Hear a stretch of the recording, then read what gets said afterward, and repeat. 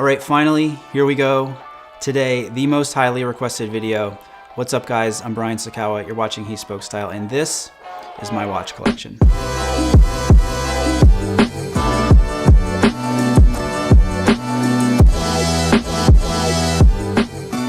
So people always ask me, when did I first get into watches? And I don't really have a good answer to that. I do remember always being intrigued with watches. I can't really pinpoint what the fascination was. Some of the earliest watches I remember having in my childhood were the Timex Ironman Triathlon, which had the start-stop and the lap reset buttons. And I can remember having competitions with my friends to see who could push the start-stop twice the fastest. I also remember that the first watch that I sort of lusted after was this kind of neon yellow and teal Swatch. And if I recall, it did have a rotating bezel.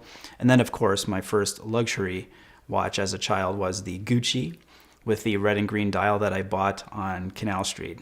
But needless to say, over the years, I've always maintained a sort of passive interest in wristwatches, but it wasn't until the last 5 years or so that I really got started going down the very, very deep rabbit hole of wristwatch fanaticism. And I know there are some of you out there that can sympathize with that. So that brings us to my personal watch collection, which right now is about 10 watches. I'm not going to go through them in any particular order of acquisition or anything like that, so let's just get right to it. Now, the first watch here might be a little surprising to some of you. It is the Seiko 5 SNK 809, $82.38 on Amazon. The Seiko 5 is universally regarded, even by serious watch nerds, as the best value in watches. You get a fantastic automatic movement for under $100, which is like, what, This is an easy everyday watch to wear. I love the size at 37 millimeters. Black dial makes it very versatile. The canvas strap kind of puts it more on the casual side, but as an everyday watch, you really can't beat it. Next up is the watch that was my very first new luxury watch. This is my Rolex Datejust reference 116234. If you've seen my guide to buying your first Rolex video, you have seen this watch before and heard me talk about why I decided to buy a new watch versus a pre-owned one. I definitely recommend checking out that video if you haven't already.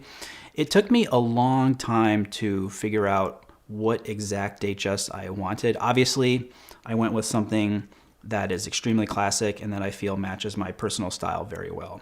This is the 36 millimeter version in steel and white gold, silver dial, Jubilee bracelet, stick pin hour markers, and fluted bezel. This watch is very, very special to me. I got it to celebrate a milestone with He Spoke Style, and it will always be in my collection. So not long after I got my Datejust, I became obsessed with the Rolex GMT Master. First, I loved the look of it with the blue and red bezel, especially the ones that had faded a little bit over time.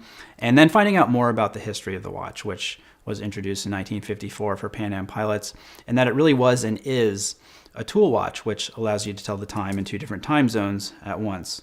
So I became obsessed with this watch, and then I actually became obsessed with finding one from my birth year, which is 1977.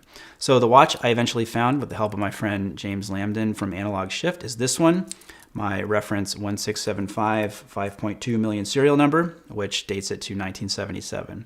I love this watch. It's such a classic sports watch. I always take this with me when I travel, and I use the bezel to keep track of the time back home. I like it on the bracelet a lot, though this is not actually a period correct bracelet.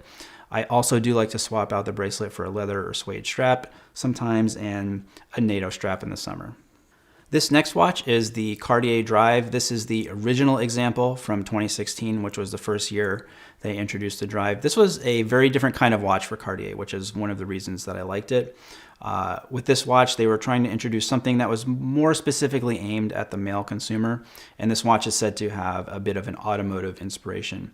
There's a lot of subtlety in the dial of this watch that I like, the black dial version that I have especially. There's the guilloche on the inner part of the dial and the runny sub-second style. The hands almost blend in, but not. You kind of have to turn it a certain way to catch the light, which just reveals more of the intricacy of the dial. And I know date windows can sort of like divide people, but I think this is a really well-positioned and unobtrusive date window here. Very cool watch. All right, moving from a more contemporary Cartier design to a more classic one. This is my Cartier Tank Américaine. This is the 100th anniversary version, medium size, steel case, silver dial, blue leather strap, and deployant buckle. This is a very special watch to me. This is the watch that my wife gave me on our wedding day, and on the case back you can see inscribed our wedding date. I love the Tank Américaine because I think it's one of those kind of under the radar watches in the Cartier Tank lineup. It's obviously extremely classic, super elegant, and just different, you know? You see Tank solos all the time, but the Tank Américaine is one that you don't see that often, which to me makes it even more intriguing. Next up is a heavy hitter in my collection. This is, of course, the Patek Philippe Nautilus 5711, a watch that really needs no introduction. If you're into watches at all, you know what this watch is all about, and you know how difficult it can be to come by. So I've heard that there are like waiting lists of like 5 to 10 years long for this watch, and as a result, it commands an absolutely absurd premium on the secondary market. So you're probably wondering how I got this, and it's actually a pretty good story. So when my wife and I bought our house a little over a year ago, just about across the street is a Patek AD. So I immediately went in there, inquired about the 5711. Of course, I was laughed at, told the list was 60 people long, people all over the world, and this and that. And I said, all right, whatever, you know, just put my name on the list. By the way, I live across the street from you. I'm local, not just some random guy who's going to take this watch from you and flip it. So I left it there. Then over the next couple months, I'd periodically check in, stop into the shop, just so he knew that I was serious. And I remember the last time I called him was on a Friday. And then the very next Monday, he called me and said, Brian, I'm going to do you a favor. I have a 5711 here, a blue dial. If you want it, it's yours. So obviously, in complete shock, I talked to a couple collector friends of mine, and they say, if you don't take this, you're an idiot. So I had to put my money where my mouth was, and I got the watch. I would consider all of the watches in my collection to be favorites, each in their own way, but there's really something very, very special about the 5711. The design is classic, one of Genta's most famous designs next to the Royal Oak. The movement is finished exquisitely. On the wrist, it's just amazing. The slim, low profile is so elegant. I have never felt a bracelet this comfortable before. The watch itself is kind of unassuming, which I like, and it's also very versatile. So this is one of my everyday watches and one of my favorites in my collection.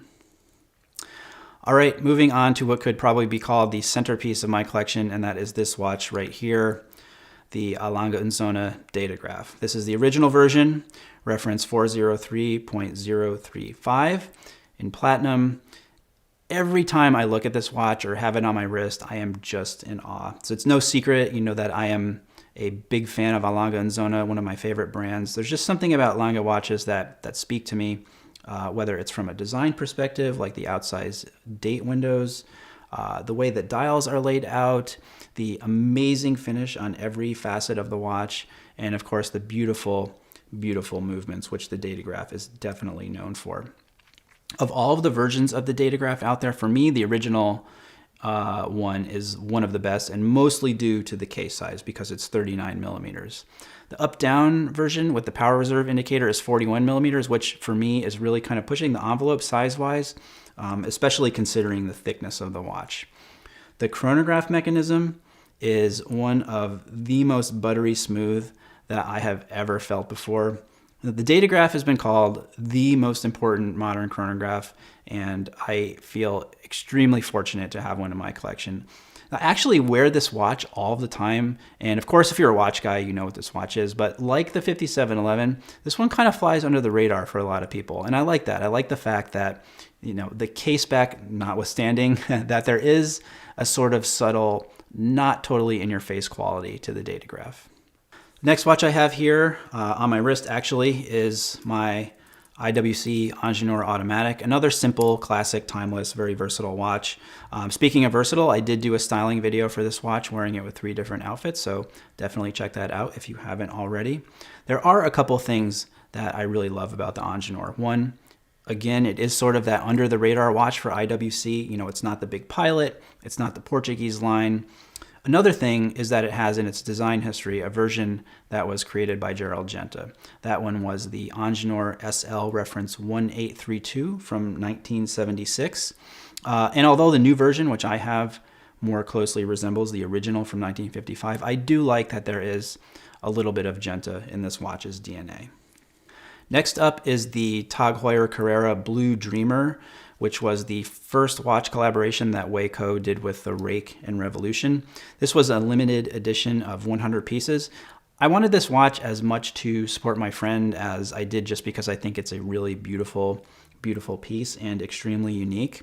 This watch was meant to evoke this sort of luxury, leisurely sportiness of the French Riviera with all the different blues on the dial. And I know that Wei is also a very big fan of Kinda Blue by Miles Davis, so there's that sort of inspiration in there as well. This is my summer watch. This is the one I always have on when we go to the pool. Now, one neat thing about this is I actually have number 4 of 100, which I requested. So on the case back, it says 004/100. Now, if you take off the first and the last 0, you have my birthday, October 4th. So there is also like that little bit of personal meaning in this watch to me as well. Final watch here is another collaboration. This one was between HODINKEE and Swatch. This is the Swatch System 51 HODINKEE Vintage 84. So I got this watch mostly out of personal nostalgia for the Swatch that I had when I was in 7th or 8th grade. This one is a lot more understated than the neon yellow and blue version that I had way back when, but the coolest thing about this watch is actually the case back. It's an automatic movement and it just looks so cool. So that is my current watch collection. I think looking at it as a whole, that overall it really reflects my personal style in that all the watches are simple, classic, and timeless in one way or another, even though the majority of watches in my collection are modern watches. Now, as everyone who has been bitten by the watch bug or infected with the watch disease knows, there is always that next watch that you want to acquire. So I'm no different. And I thought I would share quickly some of the watches that I would love to have in my collection someday. First, which is the absolute highest on my priority list, is a Lange 1, one of the most beautiful and perfect modern watches in my opinion. There is no other dial like this, just so unique and interesting. And personally, I'd like to have one in rose gold with a silver dial. So next, I really think I need more gold in my collection, and it doesnn't get any more gold than this, the Audemars Piguet Royal Oak 15202BA with the gold dial also. Probably not going to be happening anytime soon unless I decide to sell my 5711, which isn't happening. So anyway, a guy's got a dream. Next is the Rolex Explorer 1016. As far as vintage Rolex goes, or attainable vintage Rolex, I should say, it really doesn't get much better than the 1016. Back to the gold side of things, another classic, the Vacheron Constantin Traditionnel, but the boutique edition with a really interesting pattern on the dial. There is an interesting Cartier that I would like to add to my collection, and that is the monopusher chronograph. You don't see those that often, and I just think it's a really, really cool piece. Finally, another very practical watch for me as a frequent traveler, and that is the Patek Philippe Aquanaut Travel Time 5164. So thanks for watching, guys. Leave your comments below. Thumbs up if you like this video. Don't forget to subscribe to the channel. And until next time, thanks for watching and stay tailored.